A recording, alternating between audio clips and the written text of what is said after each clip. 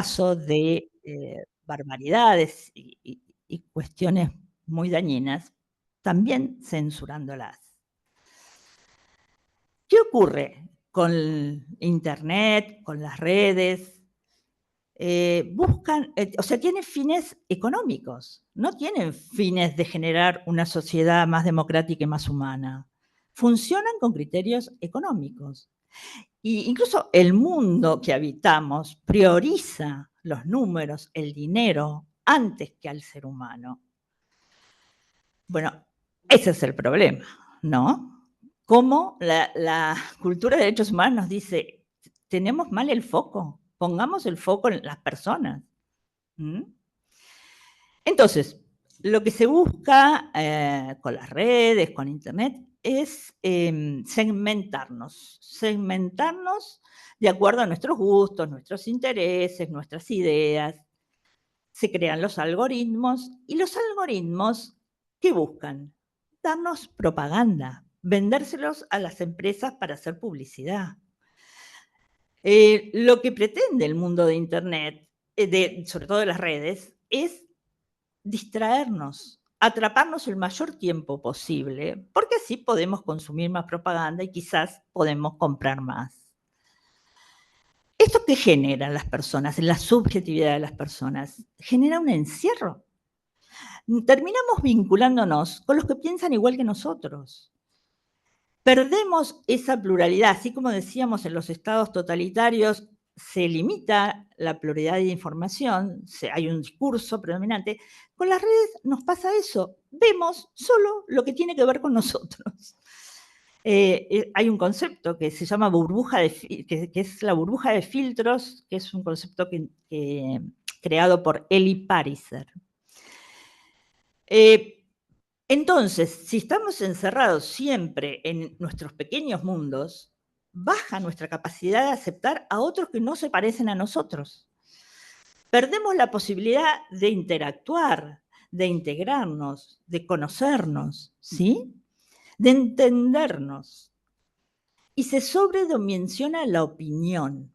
Parece que en las redes uno tiene que opinar de todos los temas. Cuando antes, en realidad, escuchábamos al experto, escuchábamos al que había estudiado un tema. O sea, siempre se jerarquizaba el conocimiento sobre la opinión.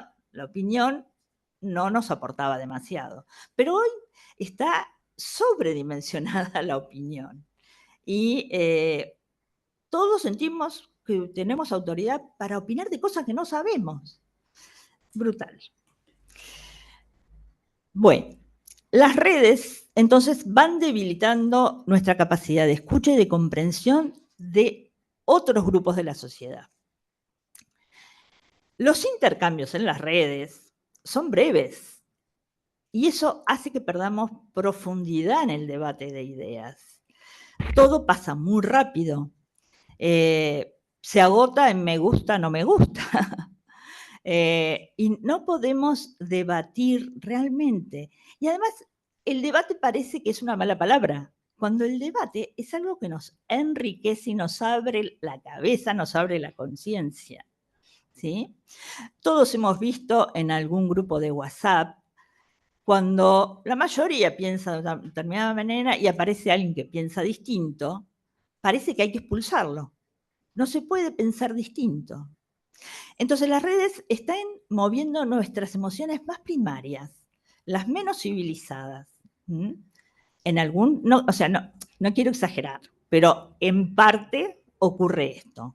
También nos dan otras cosas, pero yo me quiero detener en lo que nos daña, en lo que nos genera dificultad en el vínculo con los demás. A eso le agregamos que existen los trolls, los haters, que intencionadamente buscan dividir, buscan infundir odio. Tenemos noticias falsas, hay, bueno, los engaños gigantes que se empiezan a realizar con la inteligencia artificial. Y eso nos vuelve desconfiados. O sea, si hay noticias falsas, bueno, ¿cuáles son las verdaderas? ¿En quién creemos? ¿En quién podemos creer? Cada vez nos volvemos más desconfiados. ¿Los derechos humanos han avanzado? porque sí tenemos que reconocer que hay grandes avances en materia de derechos humanos desde la creación de las Naciones Unidas hasta hoy, por la potencia de los movimientos colectivos. La potencia de los movimientos colectivos ha producido que se operaran cambios en cosas que antes parecían naturales y que empiezan a molestar. Pensemos, por ejemplo, en el humor, ¿no? Antes se hacían muchos chistes machistas, muchos chistes, por ejemplo, contra los gallegos, y hoy empieza a estar mal visto eso, ¿no? Que no está bien ese tipo de chistes discriminador. Pero esos movimientos son movimientos que han hecho una serie de acciones. O sea, primero, las personas que tienen determinado violación a sus derechos humanos lo sufren. Luego se agrupan, se aglutinan, generan conciencia en otros grupos de la sociedad, hasta que logran que se establezcan proyectos de ley, nuevas leyes, nuevas políticas públicas y una serie de garantías para modificar esa realidad que antes era injusta. Esos grupos no funcionan igual en el mundo virtual. Evidentemente, producen otras subjetividades. Ahora, tratemos de ser constructivos. ¿De qué nos agarramos para humanizarnos? ¿Qué aportes, qué luces podemos encontrar? Bueno, por un lado tenemos a Emmanuel Levinas, que es un filósofo, que trae el tema de que nos humanizamos cuando nos vinculamos con un otro desconocido que sufre a partir de la experiencia de percibirlo como un rostro. O sea, cuando ese sufrimiento humano lo podemos representar a través de un rostro. Podemos pensar muchos ejemplos. A ver, a veces quizás hablamos de la discapacidad en forma genérica, pero no es lo mismo tener un familiar con una discapacidad o mi vecina con la discapacidad. Ahí cuando pienso en la discapacidad, pienso en María, en Susana, en Manuel. No pienso en términos generales. El rostro me humaniza.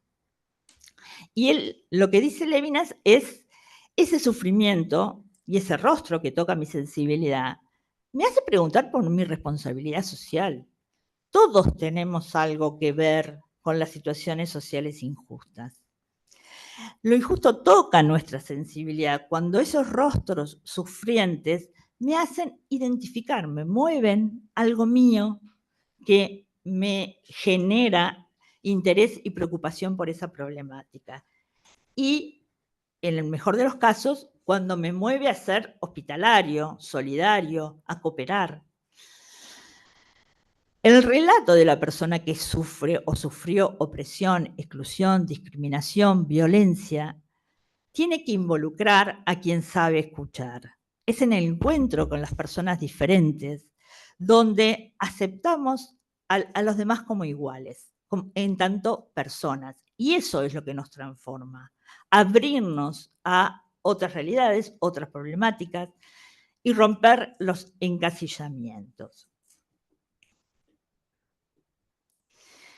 Les decía, los derechos humanos han avanzado porque grupos de víctimas se han agrupado y han mostrado que prácticas que estaban naturalizadas generaban posiciones de exclusión para ellos y les impidía desplegar sus potencialidades. Cuando estos movimientos de víctimas logran generar conciencia, se producen movimientos internos en las personas que hace que modifiquen la percepción de sí mismos. Y para todos generamos nuevas representaciones mentales. Si antes la homosexualidad era un tabú, luego de estos procesos integramos las diversidades sexuales como algo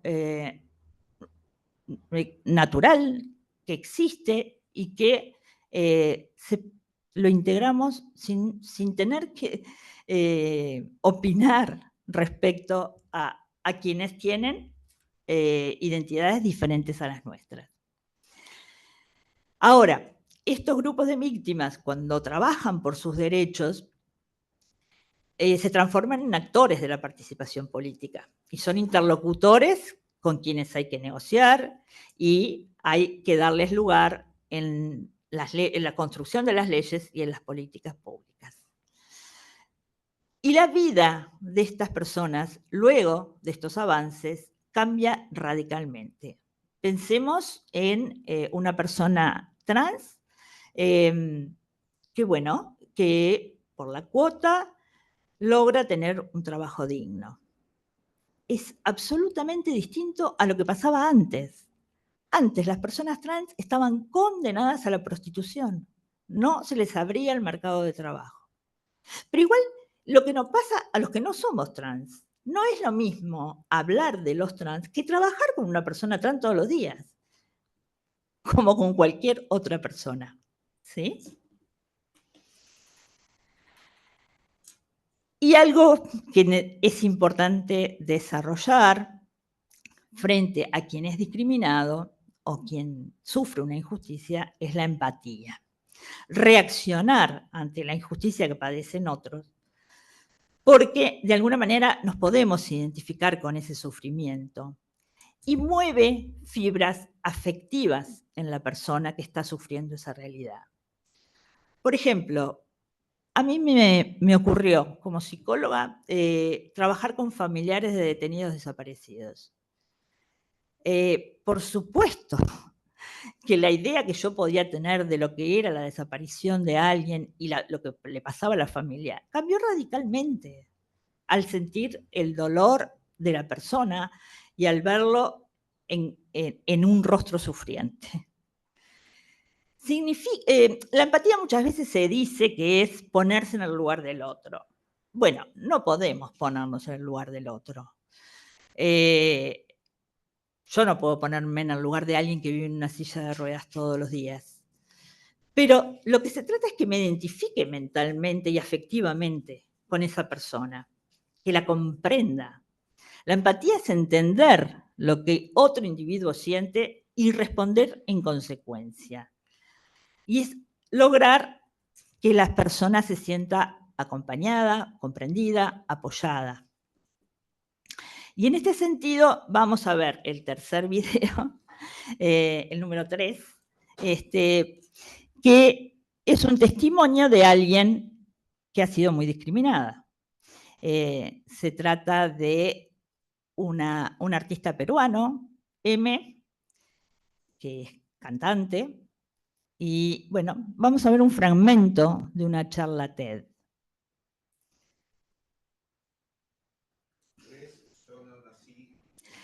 Se llama así, la charla TED. Yo no nací en un cuerpo equivocado.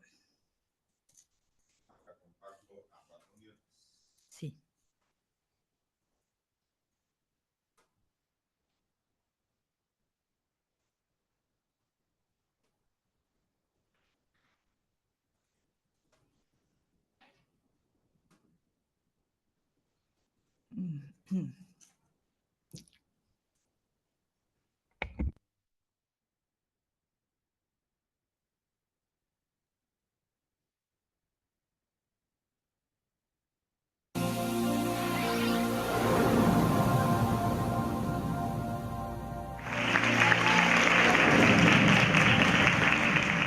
¿Eres hombre o mujer? La primera vez que escuché esta pregunta tenía 11 años. Estaba jugando fútbol en el patio del recreo de mi colegio y un chico al que no conocía se paró frente a mí y me dijo, ¿eres hombre o mujer? Yo no supe qué responderle. Le tiré una cachetada y él se fue. Sentí muchísima vergüenza, pero también mucha rabia. Con el tiempo entendí que la rabia que sentí no era rabia porque no sabía si era hombre o mujer él. Era rabia porque yo no sabía responder a esa pregunta.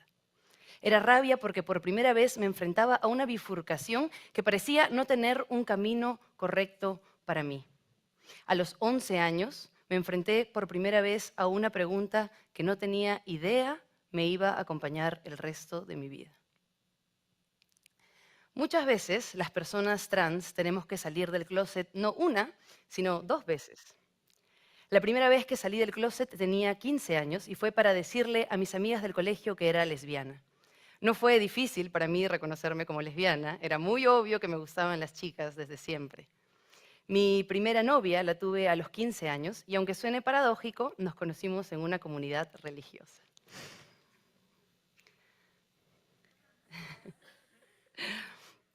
Los guías espirituales de la comunidad se enteraron, citaron a mi madre a mis espaldas y le contaron todo.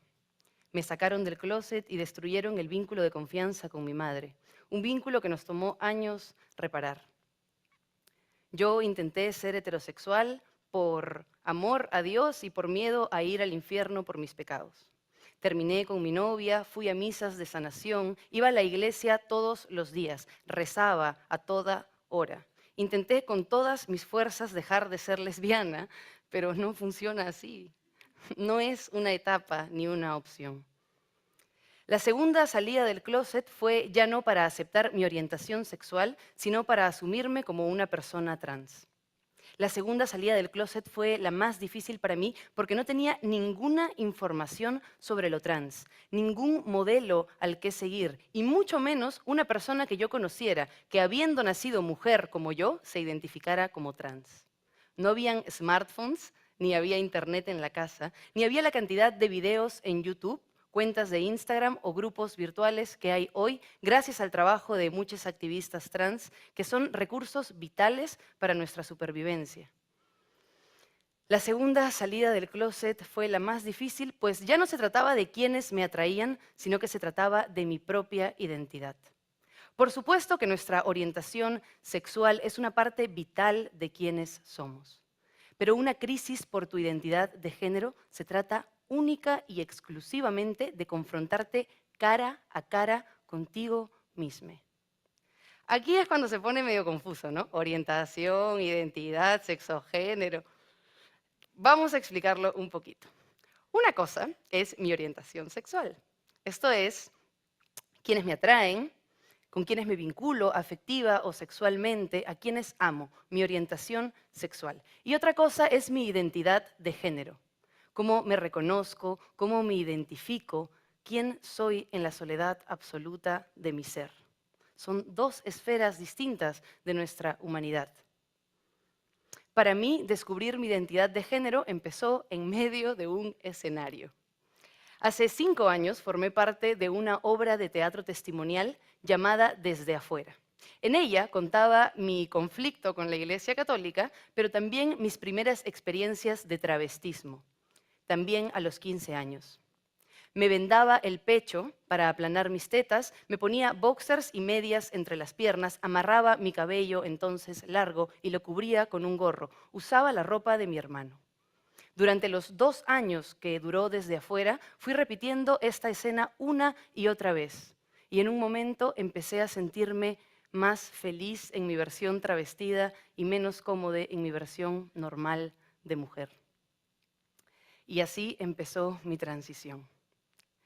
Iniciar mi transición no fue fácil. La transición suele ser un proceso en el que dejas una identidad para ir en búsqueda de una nueva o asumir una nueva identidad. Y este puede ser un proceso sumamente complejo y doloroso.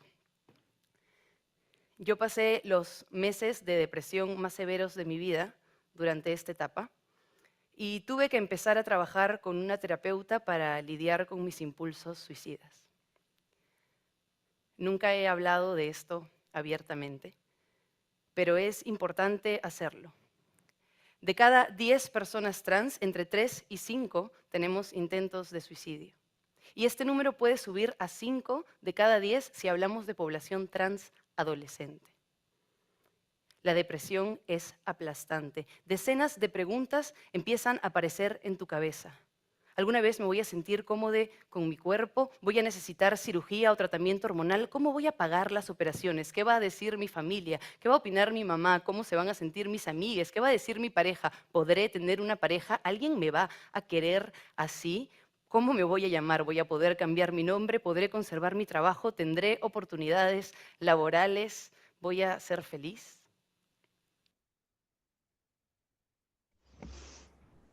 Seguimos con la presentación. Bueno, yo creo que en este testimonio se refleja gran parte de lo que he tratado de explicar en esta exposición, ¿no? Cómo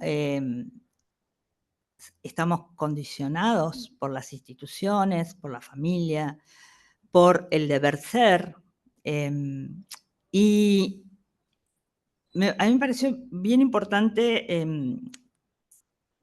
exponer, que se pudiera ver en el video, lo dramático del proceso por el que tiene que transcurrir M, ¿no?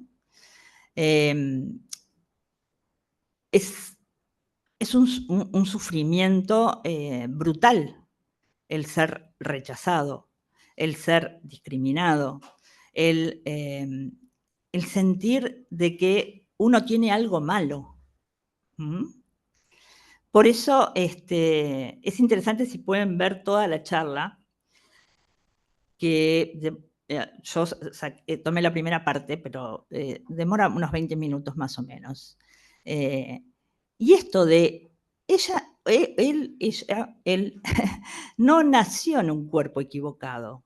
Los equivocados somos los que creemos que viven en un cuerpo equivocado. ¿Cómo conectarnos con el respeto básico a que el otro tiene derecho a ser y su vida vale igual que la mía y que la de cualquier otra persona? Bueno, estamos ya casi en el tiempo de la media hora, pero rápidamente tengo acá, a ver, son 4 diapositivas más para sintetizar un poco de líneas constructivas.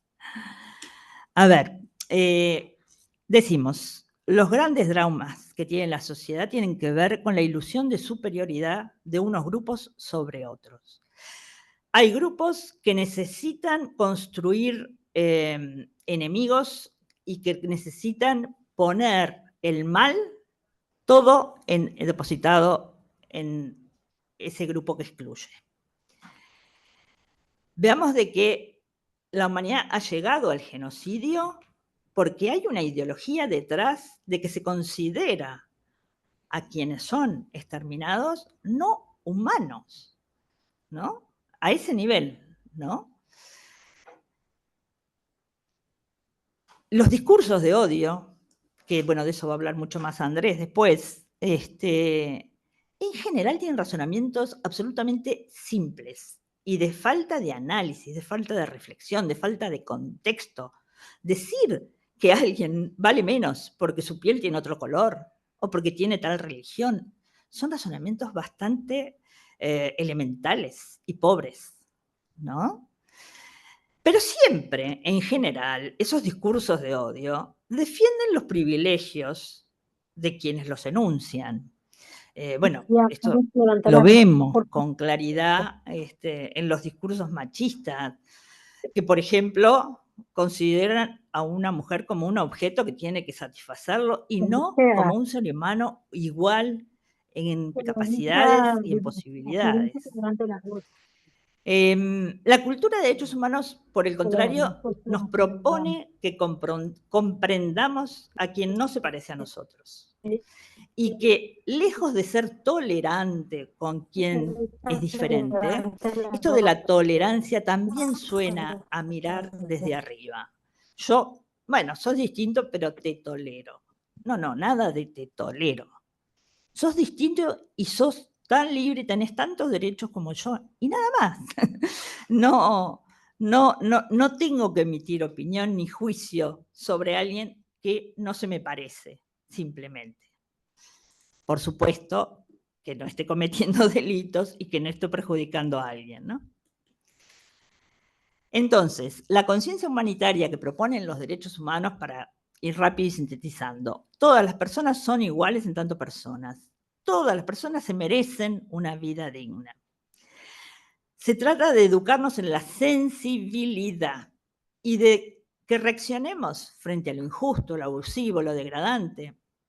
Ahora, en primer lugar, tenemos que autoobservarnos a nosotros, porque tenemos un montón de actitudes y comportamientos donde tratamos al otro como no igual. Resaltar lo que nos hace iguales, desarrollar la empatía, comprender a los otros como otros, pero no comparados con mí, atacando el egocentrismo. Yo no soy la medida de nada. Los demás viven y tienen derecho a su vida igual que la tengo yo. Aunque los modelos de la desigualdad se nos imponen, somos capaces de analizarnos, de revelarnos y de modificarlos, modificar esas prácticas. La conciencia humanitaria concibe a los individuos como seres colectivos, no individuales. Y esos seres colectivos, para desarrollar un proyecto humanista, humanitario, tenemos que ser solidarios, hospitalarios y cooperar unos con otros. Entonces, es necesario operar cambios en los sistemas que producen segregación, opresión, violencia. Y ahí todas las personas tenemos responsabilidad social.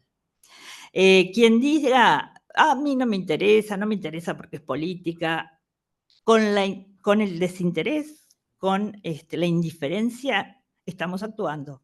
Estamos generando que ciertas cosas se perpetúen. No estamos haciendo nada para modificarla. Y todos tenemos una cuota de responsabilidad desde los lugares en donde estamos. Y para finalizar, bueno, ¿cómo prevenimos la discriminación? Desarrollemos el pensamiento crítico, el pensamiento complejo, no seamos tan esquemáticos. Siempre las cosas tienen contexto, tienen origen, tienen variabilidad de condicionantes. Cuestionar las verdades absolutas, oponer resistencia cuando son injustas, dudar de los grupos que se creen superiores a otros, evitar actuar impulsivamente, evitar los juicios categóricos, el encasillamiento, la generalización, educar en la afectividad, en la empatía y en la sensibilidad, desarrollar comprensión, escucha, observación, privilegiar el encuentro con los diversos, salir de nuestro aislamiento, salir de nuestros grupos que nos generan tanta comodidad para conocer otras maneras de vivir la vida. Y eso requiere que desarrollemos procesos inclusivos, procesos de integración, procesos donde la diversidad sea lo natural. Bueno, muchas gracias.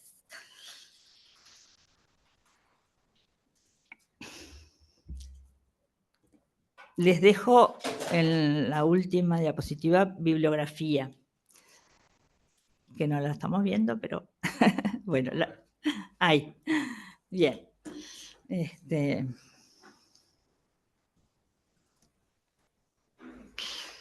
Bueno, se nos acortó un poquito el tiempo. Buenas. Bueno, primero que nada queremos pedirle disculpas por los inconvenientes que tuvimos hoy con la conexión y con el eco en uno de los chats. Disculpen, por favor.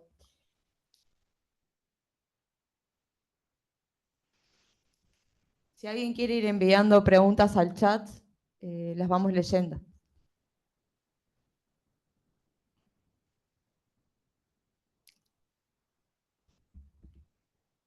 Le voy a pedir al compañero Gonzalo si me puede ir brindando las preguntas del chat FGN PJ SDH, por favor. Gracias.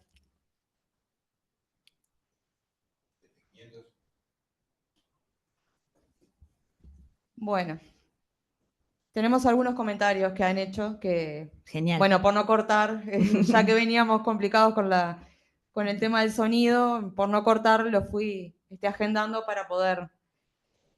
Bueno, por acá dicen, la Secretaría de Derechos Humanos preside la Comisión Honoraria contra el Racismo, la Xenofobia y toda otra forma de discriminación, y recepciona, como lo marca la ley de su creación, 17.817, en su artículo 5, literal G, situaciones de discriminación entre privados.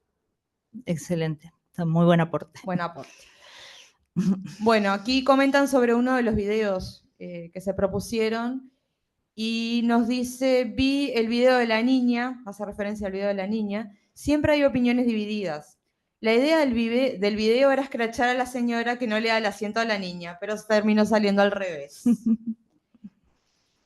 Luego tenemos otro comentario que dice, los efectos negativos están dados por el mal uso de las tecnologías y radican el interés de hombres y mujeres y hombres que persiguen.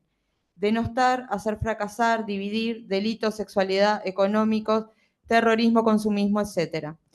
Estas situaciones aunadas a mayor perversión y mayor conducta delictual se ve por otras capas del Internet. Sí, sí. O sea, yo no entré en el terreno del delito, ¿no? Me referí más a los vínculos cotidianos. Bueno, hay muchos mensajes en el chat diciendo que fue muy clara la exposición. A ver. Gracias, Mil Maricel. Excelente exposición. Maricel, no sé.